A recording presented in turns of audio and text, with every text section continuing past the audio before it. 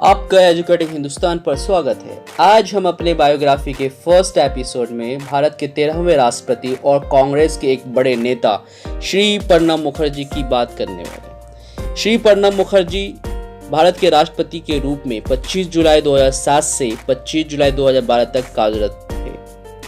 श्री प्रणब मुखर्जी का पूरा नाम प्रणब कुमार मुखर्जी था। उनका जन्म 11 दिसंबर 1935 को पश्चिम बंगाल के जिला वीरभूम में किरनाहर शहर के निकट स्थित मिराती गांव के ब्राह्मण परिवार में हुआ था। उनके पिता कामदा किकर मुखर्जी और माताजी का नाम राजलक्ष्मी मुखर्जी था। प्रणब मुखर्जी की शिक्षा वीरभूम के सूर्य विद्यासागर कॉलेज से हुई थी। उन्होंने कलकत्ता विश्वविद्यालय से इतिहास और राजनीतिक विज्ञान में स्नातक किया था और कानून की भी डिग्री उन्होंने हासिल की थी। अगर हम बात करें प्रणब मुखर्जी जी की पर्सनल लाइफ की, तो उन्होंने 1957 में शुभ्रा मुखर्जी से विवाह किया और उनके 3 बच्चे भी हुए। उन बच्चों में 2 बेटे और 1 बेटी है।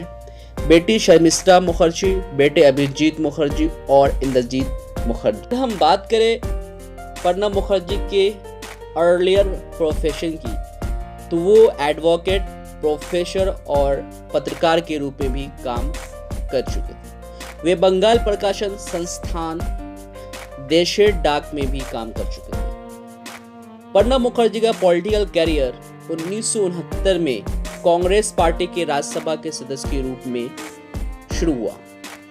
वे 5 बार राज्यसभा सदस्य चुने गए, 1975 में, 1981 में, 1993 में और 1999 में। मंत्री पद सन 1973 में औद्योगिक विकास विभाग के केंद्रीय उप मंत्री बने। सन 1984 में भारत के वित्त मंत्री बने। सन 1995 से 96 तक पहली बार विदेश मंत्री का पद संभाला। उन्होंने रक्षा, वित्त, परिवहन, संचार, आर्थिक मामले, वाणिज्य और उद्योग समेत विभिन्न महत्वपूर्ण मंत्रालयों के मंत्री का पद संभालने का गौरव हासिल किया।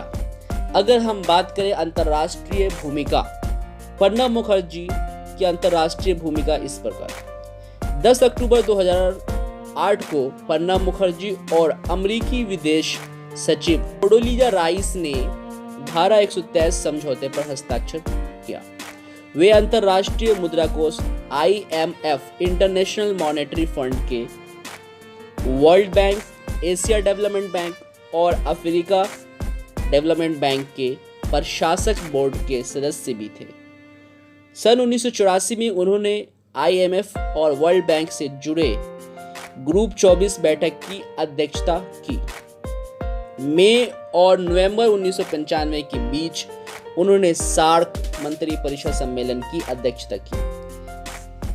श्री प्रणब मुखर्जी को भारत के सबसे बड़े सिविलियन अवार्ड भारत रत्न से 2019 में सम्मानित किया गया और 2008 में उन्हें पद्म भूषण से सम्मानित किया गया। प्रणब मुखर्जी का कल अर्थात 31 अगस्त 2020 को दिल्ली के एक अस्पताल में निधन हो गया।